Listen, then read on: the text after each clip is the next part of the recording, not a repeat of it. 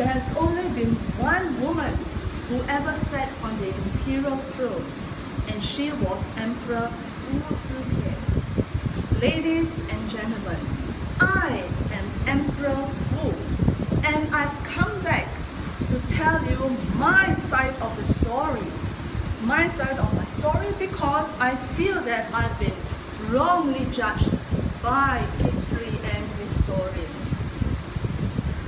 I was born into a rich family in the year 624 AD, and I learned to write, to paint, to read, to sing, to play musical instruments. At the age of 14, I was chosen to be an imperial concubine, the concubine of Emperor Tang Taisong. However, I did not bear any children. Soon, the emperor died. And you know what? The palace sent me away to be a nun in a Buddhist temple. Now, can you imagine me being a nun for the rest of my lonely life? I did nothing but swept the temple grounds and read the Buddhist chants. Now, can you imagine me doing that? No way. I knew that the new emperor, Tang Gaosong, was coming. He was the son of the late emperor. I knew that he was coming to the temple to offer prayers. So what did I do? I made sure that he saw me. I put on my fascinating smile, fluttered my eyelids, and he fell for me just like that. So he took me, his father's concubine, as his wife. I was one of his favorite concubines, and I wielded a lot of power. I advised him on administrative affairs. But oh no, the room at the top was so crowded. There was this Empress Wang and another consort Xiao. They were also favored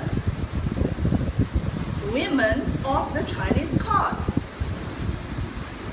One day, my baby girl died. She died, and I cried, and I cried, and I cried. But crying would not bring her back to life. So what did I do? I went to the emperor and I told him, look, your daughter has died. Who is the murderer? She must be Empress Wang, because Empress Wang had no children of her own, and she was jealous of me. I had four sons and 2 daughters by the emperor. So I got eyewitnesses to support my story that Empress Wang had killed my baby girl. And of course, with my fascinating charms, the emperor believed in me and sent the Empress Wang away to die in isolation.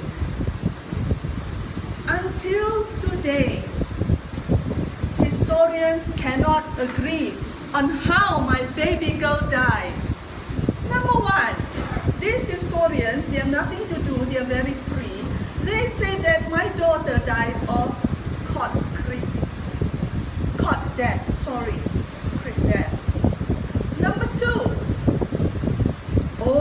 they said that really Empress Wang killed my daughter because she was jealous of me. And finally, you know what? They painted me as an evil woman and they said that I killed my daughter. Do you think, ladies and gentlemen, Toastmasters from Singapore and Malacca, do you think I would kill my daughter? No. Oh, of course not. So anyway, I got rid of the other consort Xiao and her children, and I became more and more powerful.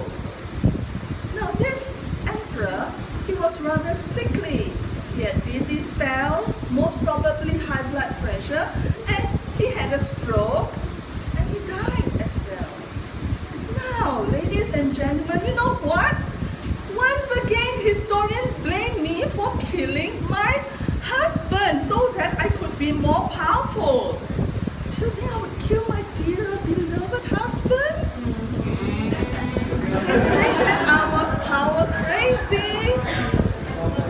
Anyway, to cut the long story short, my 3 sons, turn by turn, became the Emperor of China. And one by one, I got rid of them. No, I didn't kill them. But what I did was, they were defiant of me. They did not want to listen to me. So I got them sent to the far-flung ends of China, where they would never come back. And finally, when there was no one else to take over the throne of China, who else but they chose to be emperor but me, Emperor Wu. So I was the one, the only lady in the history of China to ascend the throne. And mind you, when I was the emperor, I lowered the taxes of the farmers. I did so much good. I promoted Buddhism. I promoted the status of women. And one more thing I did was I introduced the imperial exam, where scholars had to compete, pass exams, only then could they administer the country. So, you see, I took my secret to my grave. Until today, no one knows whether I really killed my daughter. And I'm not going to tell you because, you know, historians will be out of job. So I would like to give them a little bit of work to do. They can argue until the cows come home as to whether I killed my baby girl or whether I killed my husband, etc. Let them have a little bit of work and earn their break before I take my leave, because the other side of heaven is already calling me. I would like to leave you with 2 thoughts. Number 1, whatever a man can do, a woman can do just as good or even better. You see, to be an emperor or to be a ruler just because you are a male, that's absolutely unfair. You have to be good at your job. Then, only then are you qualified to hold a job. Number 2, I would like to remind all of you, especially the women, be patient. I was a nun for 3 years before the emperor came along, and I smiled at him and fluttered my eyelids. So, be patient and you can rise above all adversities. With that, I thank you. 再见。